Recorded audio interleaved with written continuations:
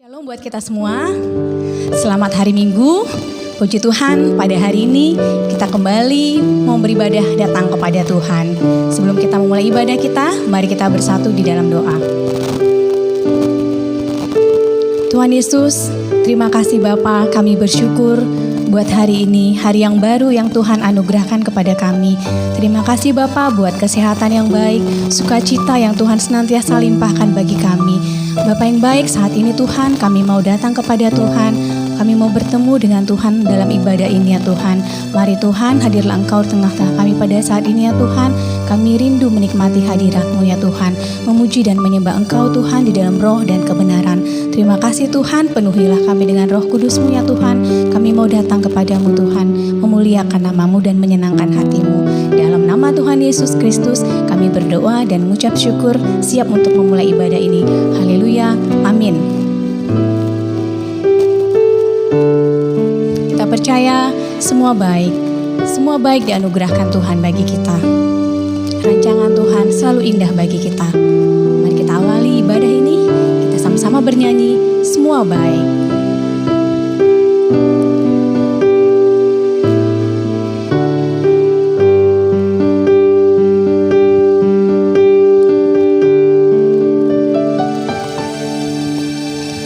Dari semula telah Kau tetapkan hidupku dalam tangan-Mu, dalam rencana-Mu Tuhan. Rencana indah telah Kau siapkan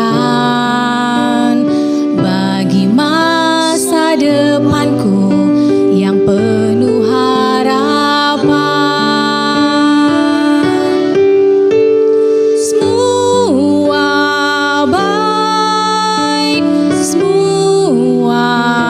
baik, apa yang telah Kau perbuat di dalam hidupku. Semua baik, sungguh teramat baik. Kau jadikan hidupku berarti.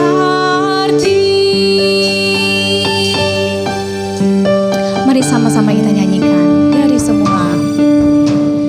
Dari semula telah Kau tetapkan hidupku dalam tangan-Mu, dalam rencana-Mu Tuhan. Rencana indah telah Kau siapkan bagi masa depanku yang penuh harapan.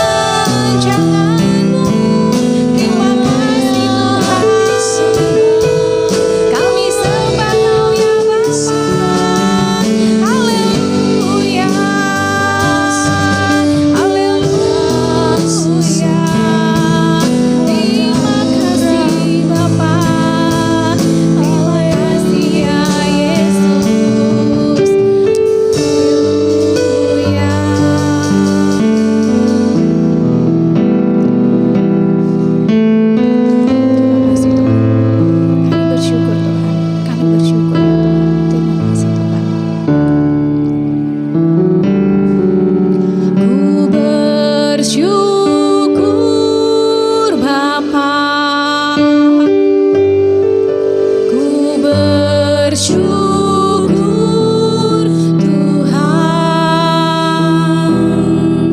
buat kasih setiamu di dalam hidupku. Ku bersyukur,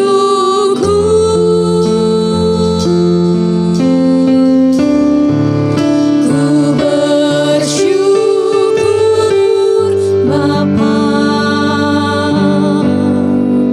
Ku bersyukur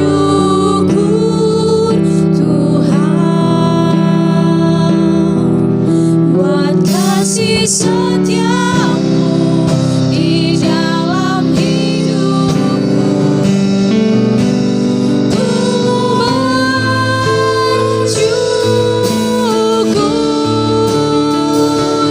Tuhan.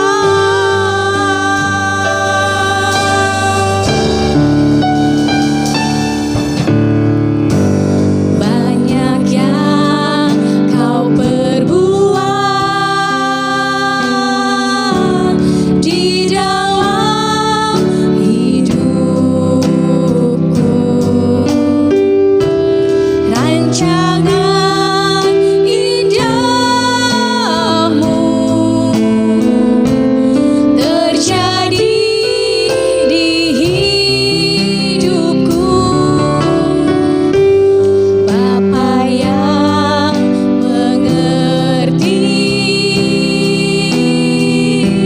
segala yang ku perlu, kasih-Mu sempurna nyata dalam hidupku. Ku bersyukur Bapa, kami bersyukur Bapa. Ku bersyukur Tuhan buat kasih setiamu di dalam hidupku. Ku bersyukur,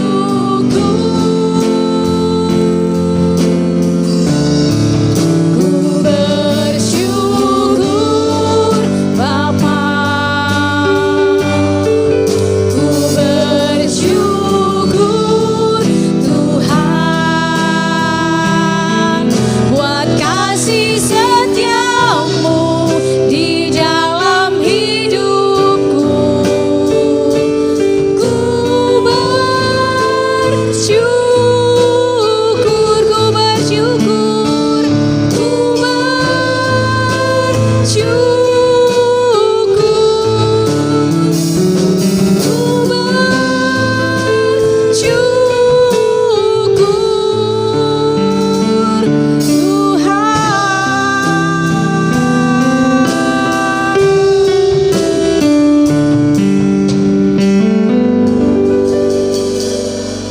Terima kasih Tuhan, kami bersyukur kepadamu Tuhan. Kasih-Mu senantiasa nyata di dalam hidup kami. Terima kasih Bapa, terima kasih kami sudah boleh datang kepada Tuhan, menyembah Engkau ya Tuhan. Kami percaya rancangan indah-Mu terus terjadi di dalam hidup kami. Bapa yang baik, saat ini kami mau bersorak-sorai memuji Engkau. Mari Tuhan tetaplah Engkau hadir bersama-sama dengan kami saat ini. Mari kita yang siap bersorak-sorai, kita sama-sama katakan amin.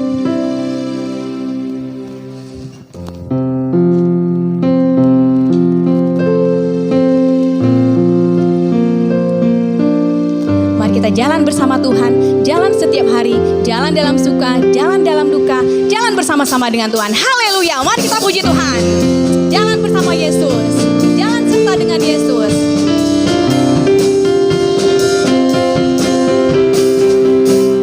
Jalan serta Yesus, jalan sertanya setiap hari. Jalan serta Yesus, serta Yesus selamanya. Jalan serta Yesus, jalan serta Yesus, jalan sertanya setiap hari. Jalan serta Yesus, serta Yesus selamanya. Jalan dalam suka, jalan dalam suka, jalan dalam duka, jalan sertanya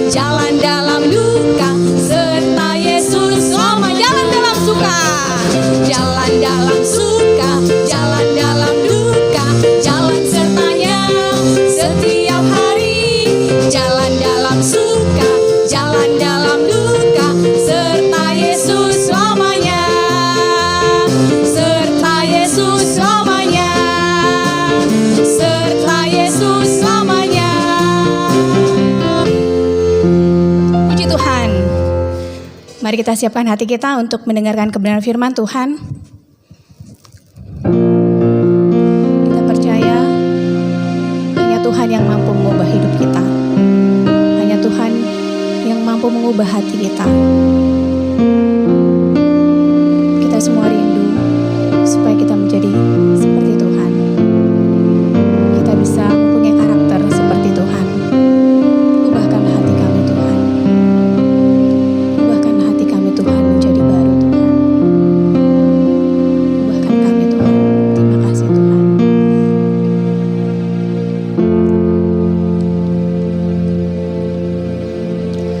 Ubah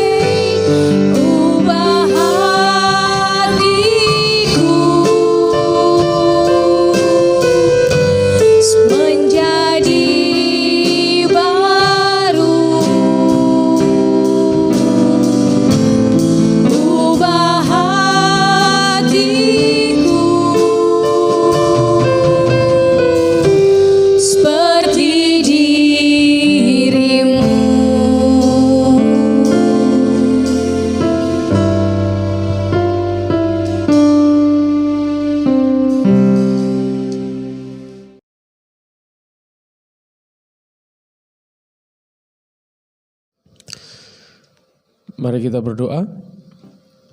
Tuhan Yesus, kami persiapkan diri kami, hati dan pikiran kami, supaya firman yang kami dengar nanti bukan saja tumbuh dalam hati kami, tapi memang mengubah pikiran kami. Sehingga keputusan kami adalah keputusan yang dipimpin oleh firman-Mu. Sampaikan isi hati-Mu, apa yang harus kami kerjakan, apa perintah-Mu bagi kami. Dalam nama Tuhan Yesus Kristus kami berdoa. Amin. Shalom saudaraku yang terkasih dalam nama Tuhan Yesus Kristus. Puji Tuhan atas anugerahnya kita masih bisa beribadah. Saudaraku, beberapa hari yang lalu, tepatnya tanggal 7 Agustus tahun 2020, telah berpulang ke rumah Bapa Pendeta Alex Abraham Tanuseputra. Beliau adalah pendiri Gereja Betani Indonesia. Lewat beliau, Gereja Betani Indonesia berdiri di Indonesia ini. Dia memulai pelayanannya dari beberapa orang dan beribadah di garasi. Dan sekarang sudah menjangkau ribuan orang, bukan hanya di Indonesia, tapi beberapa negara di luar Indonesia. Beliau sudah jadi berkat, dan Tuhan memanggilnya, dan Gereja Betani Indonesia merasa kehilangan Bapak Betani, yaitu Pak Pendeta Alex Abraham Tanuseputra. Dari sini kita bisa merenung, siapapun kita sebagai manusia, dipakai Tuhan atau tidak, baik atau jahat, yang pasti kita akan mengalami yang namanya kematian. Tapi bagi kita orang percaya yang menyerahkan hidup kepada Tuhan Yesus, yang mati adalah daging kita. Tuhan menganugerahkan yang namanya keselamatan. Jadi nanti mungkin tubuh kita mati, tapi roh kita akan dibangkitkan dan hidup selama-lamanya bersama dengan Tuhan. Amin. Nah, ketika kita menerima Kristus, maka Tuhan pasti bekerja agar kita ada di dalam rencananya. Tuhan pasti bekerja agar kita meninggalkan kehidupan yang lama kita. Dia bisa bekerja melalui banyak hal.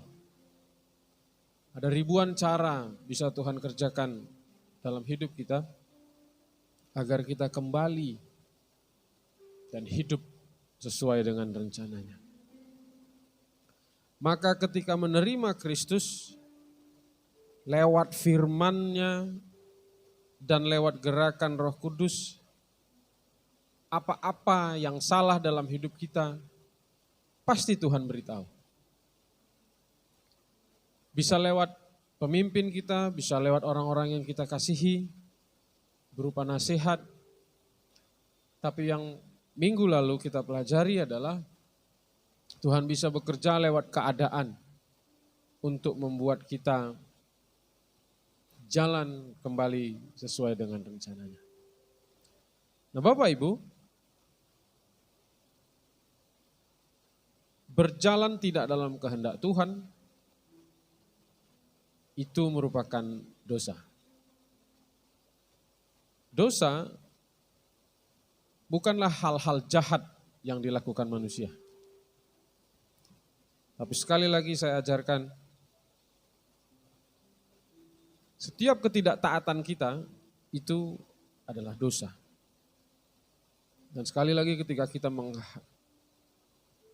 menerima Kristus sebagai Tuhan dan Juru Selamat dalam hidup kita, Tuhan pasti bekerja agar kita kembali kepada Tuhan dan meninggalkan semua dosa kita. Nah firman Tuhan berkata bahwa semua orang telah berdosa Berarti ada yang pasti dalam hidup kita, yaitu kita pasti berdosa. Saya dan saudara pasti berdosa. Dulu ketika kita belum bertobat kita berdosa. Dan ketika kita menerima Tuhan, menerima Kristus sebagai Tuhan kita, karena kedagingan kita juga masih berdosa. Dosa hanya bisa diselesaikan dengan bertobat. Tidak ada cara lain bagi kita yang harus kita lakukan selain cara ini. Tuhan memerintahkan kita bertobat. Karena Bapak Ibu, kita harus tahu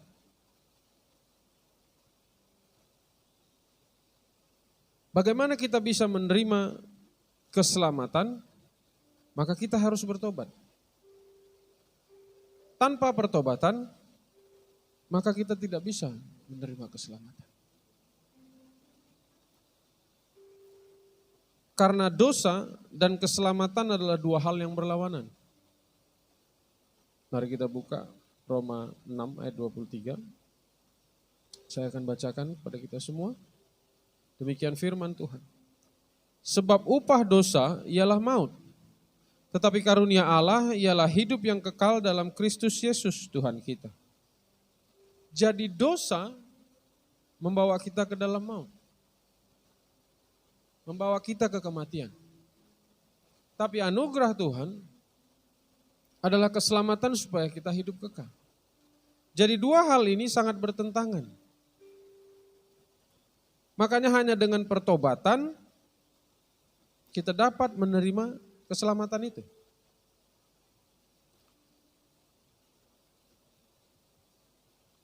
Jadi Bapak Ibu, kita harus pastikan bahwa yang harus kita lakukan adalah bertobat.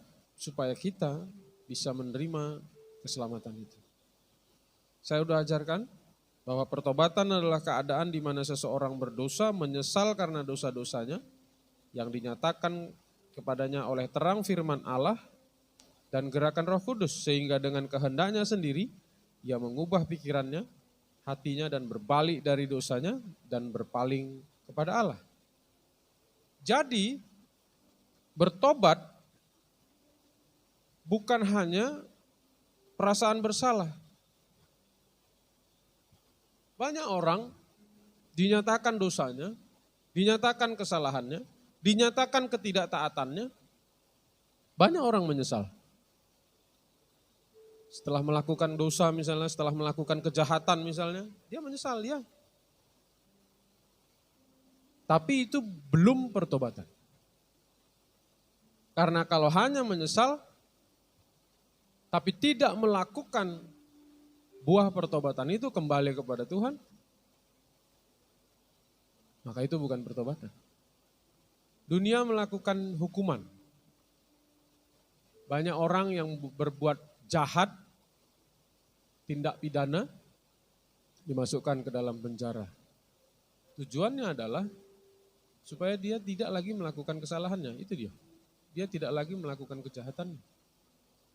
Tapi tidak sedikit juga akhirnya melakukan hal yang sama.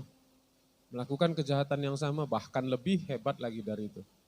Nah, apakah ketika dihukum mereka merasa bersalah? Kemungkinan besar ya. Mereka menyesal? Ya. Tapi apakah mereka bertobat? Belum tentu. Maka yang kita bisa pelajari adalah kalau hanya menyesal atas dosa atau hanya perasaan bersalah, itu bukanlah pertobatan. Berikutnya ada orang yang berdosa, tahu bahwa yang dilakukannya adalah dosa, dia bukan bertobat. Dia berpikir, dia berusaha jadi orang baik.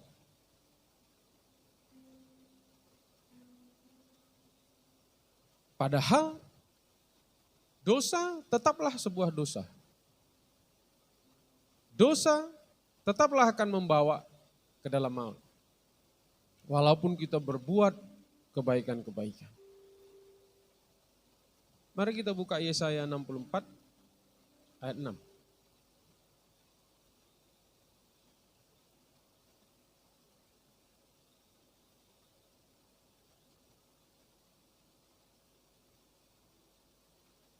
Saya akan bacakan.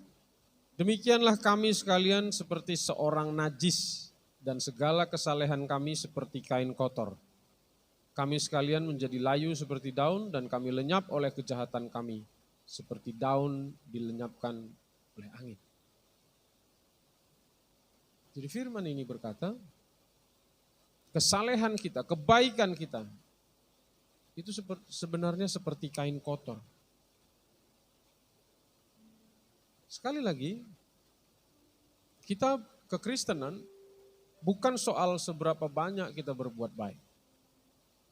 Kekristenan lebih mengutamakan pertobatan demi pertobatan dan terus bertobat. Karena sorga, keselamatan itu adalah tempat di mana tidak adanya dosa. Jadi sorga tidak mungkin ada dosa. Kita tidak bisa berbuat baik sekaligus berdosa. Yang utama bagi Tuhan adalah kita harus bertobat. Karena kita tidak bisa ke surga dengan membawa dosa kita. Bapak Ibu, kita bukanlah seperti pengajaran yang, nanti akan ditimbang kebaikan kita dengan dosa kita. Dan kemudian kalau kebaikannya lebih banyak, kita akan masuk ke surga, ada saldonya gitu ya, ada selisihnya. Tapi kemudian kalau dosa kita lebih banyak dari kebaikan-kebaikan kita, maka kita akan masuk ke neraka. Bukan begitu. Tidak boleh ada dosa dalam diri kita. Itulah makanya satu-satunya jalan untuk urusan dosa kita adalah bertobat. Nah, bagaimana pertobatan yang benar? Mari kita buka Lukas 15.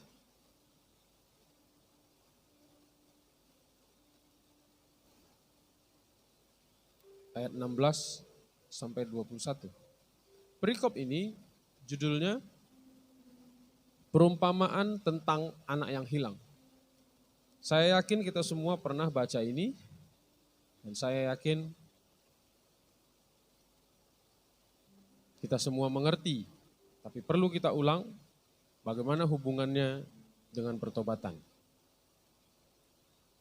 Kita tahu bahwa ada di perumpamaan ini ada dua orang anak, si bungsu dan sulung. Kemudian si bungsu meminta harta yang menjadi bagiannya kepada bapaknya dan diberikan. Kemudian dia pergi dari rumah bapaknya, berfoya-foya menghabiskan seluruh hartanya dan kemudian terjadi kelaparan di negeri dan ia akhirnya menjadi melarat dan dia bekerja kepada seseorang. Nah, saya akan bacakan Lukas 15 ayat 16. Lalu ia ingin mengisi perutnya dengan ampas yang menjadi makanan babi itu, tetapi tidak seorang pun yang memberikannya kepadanya. Ini tentang anak yang bungsu. Dia lapar, dia ingin mengisi perutnya dengan ampas yang menjadi makanan babi karena dia disuruh ditugaskan bekerja untuk menjaga babi, tetapi tidak seorang pun yang memberikannya kepadanya. Keadaan terjadi atas anak bungsu ini, di mana dia kelaparan dan sangat miskin. Tapi ampas babi pun tidak diberikan kepadanya untuk dimakan. Ayat 17. Lalu ia menyadari keadaannya, katanya, betapa banyaknya orang upahan Bapakku yang berlimpah-limpah makanannya, tetapi aku di sini mati kelaparan. Ayat 17 ini menunjukkan bahwa dalam pikirannya dia sadar, dia menyesal. Kemudian kita baca ayat 18. Aku akan bangkit dan pergi kepada Bapakku dan berkata kepadanya, Bapa, aku telah berdosa terhadap sorga dan terhadap Bapa. Dia sadar, dia menyesal, dan dia berpikir, dia bertekad, dia memutuskan akan meminta maaf, akan mengakui dosanya kepada Bapaknya. Tapi ini masih dalam sebuah keputusan. Masih dalam keputusan di dalam pikirannya dan dalam hatinya. Apakah ini pertobatan? Belum. Mari kita baca ayat 19. Aku tidak layak lagi disebutkan anak Bapa, jadikanlah aku sebagai salah seorang upahan Bapa. Ayat 20. Maka bangkitlah ia dan pergi kepada bapaknya. Ketika ia masih jauh, ayahnya telah melihatnya, lalu tergeraklah hatinya oleh belas kasihan. Ayahnya itu berlari, mendapatkan dia, lalu merangkul dan mencium dia. Kalimat pertama di dalam ayat 20 ini berkata, maka bangkitlah ia dan pergi kepada bapaknya. Ini adalah tindakannya yang menunjukkan pertobatannya. Jadi anak bungsu ini bukan hanya sadar dan menyesal dan membuat keputusan untuk berubah, tapi dia bertindak, melakukan sesuatu sebagai buah pertobatannya. Inilah pertobatan yang dimaksud Tuhan. Jadi bukan hanya menyesal, bukan hanya sadar, tapi melakukan sesuatu sebagai upah, sebagai buah dari pertobatan kita. Jadi Bapak Ibu, kita bisa belajar apa yang Tuhan maksud, apa yang Tuhan mau kita kerjakan dalam hidup kita. Ketika firman Tuhan dan Roh Kudus menggerakkan kita, menyadarkan kita bahwa kita melakukan sesuatu yang salah, kita dikoreksi, kita disiplinkan oleh Tuhan lewat keadaan-keadaan, kita harus merenung. Apa yang Tuhan maksud? Nah, kalau kita sadar dan tahu dosa kita, maka yang Tuhan mau kita menyesal, kita sadar, dan kemudian kita bertindak, melakukan sesuatu yang menjadi pertobatan kita. Jadi itulah bagian yang harus kita kerjakan. Maka percayalah, hidup kita pasti berubah dan hidup kita pasti berkenan di hadapan Tuhan. Jadi hadapi setiap keadaan dan teruslah merenung, Tuhan, apa yang harus aku lakukan? Apa yang salah dalam diriku? Apa yang mau Tuhan koreksi dalam diriku ketika ada persoalan yang kita hadapi? Dan percayalah ketika Tuhan menyampaikan, ketika Tuhan menerangi kita dengan firman-Nya dan lewat gerakan Roh Kudus, kita harus menyesal, kita harus sadar, dan yang terutama kita harus melakukan buah pertobatan kita dengan berbalik, meninggalkan semua dosa-dosa itu. Tuhan Yesus memberkati. Mari kita berdoa. Terima kasih Tuhan atas firman-Mu. Kami sadar hari ini kami masih berdosa. Biarlah firman-Mu menerangi kami. Lewat firman-Mu kami tahu apa-apa yang kami kerjakan yang tidak sesuai dengan firman Tuhan. Itulah dosa yang kami kerjakan. Dan kami yakin bahwa setiap waktu Tuhan bekerja agar kami meninggalkan dosa-dosa itu, kami bertobat. Dan dengan itu kami bisa meraih keselamatan, hidup yang kekal bersama-sama dengan Tuhan. Terpuji nama-Mu, berkati kami, mampukan kami melakukannya. Karena banyak hal yang harus kami rubah dalam hidup kami. Kami harus banyak bertobat di dalam hidup kami. Tapi terima kasih Tuhan berikan kami kesempatan. Dan lewat firman-Mu hari ini, mampukan kami melakukannya. Dalam nama Tuhan Yesus Kristus, kami berdoa dan bersyukur. Amin.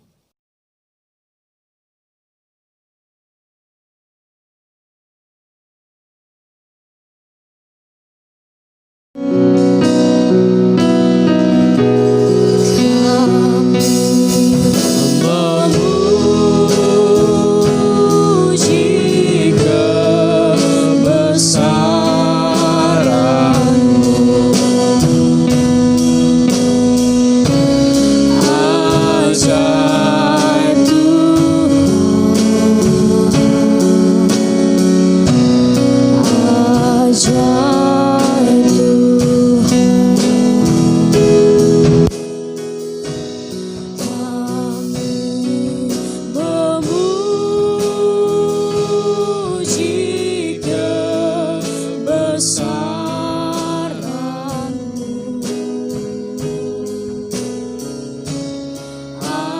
Ajaib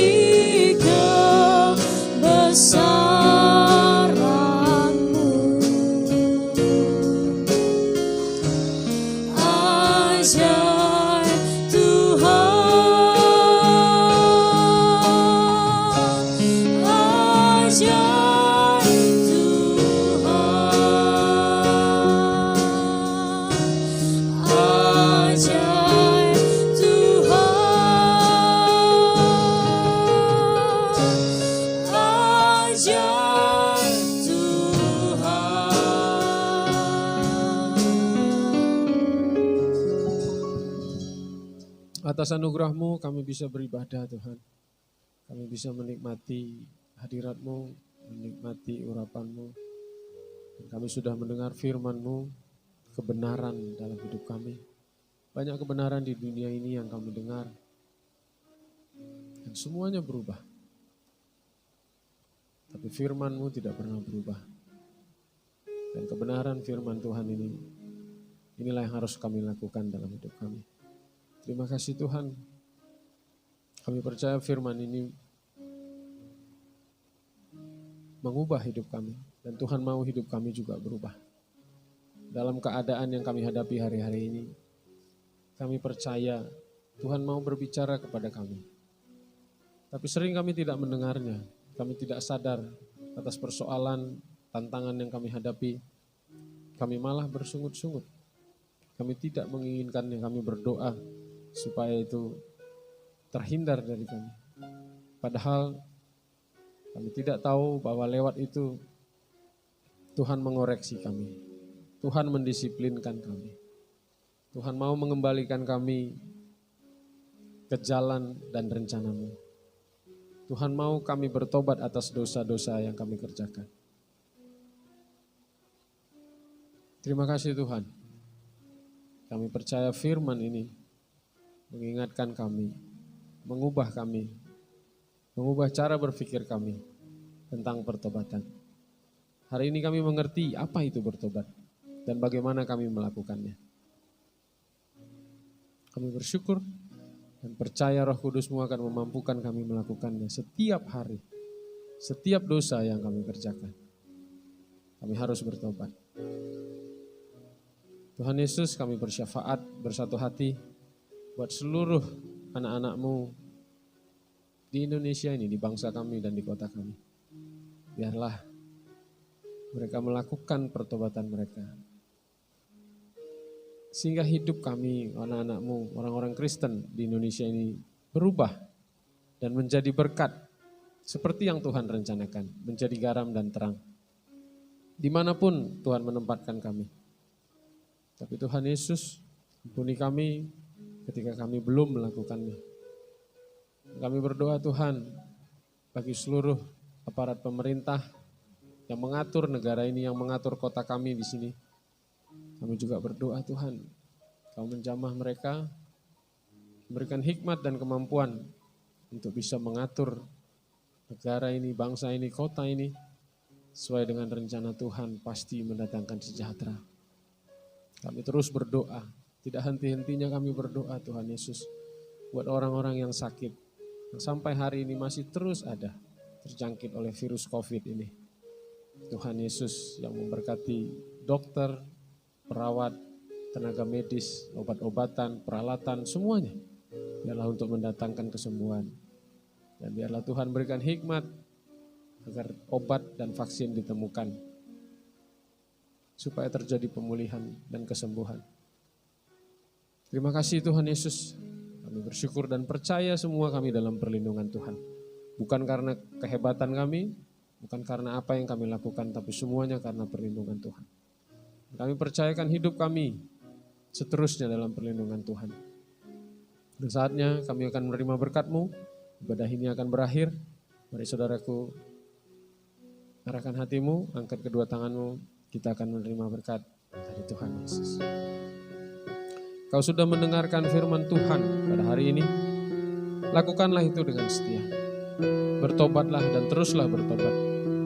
Biarlah terang firman Tuhan dan gerakan Roh Kudus yang menerangi kita.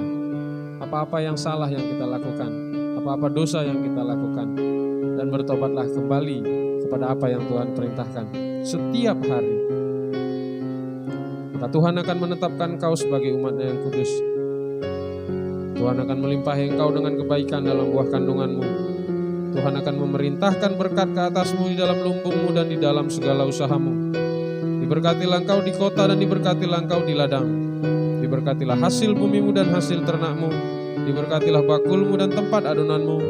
Tuhan akan mengangkat engkau menjadi kepala dan bukan menjadi ekor. Kau akan tetap naik dan bukan turun.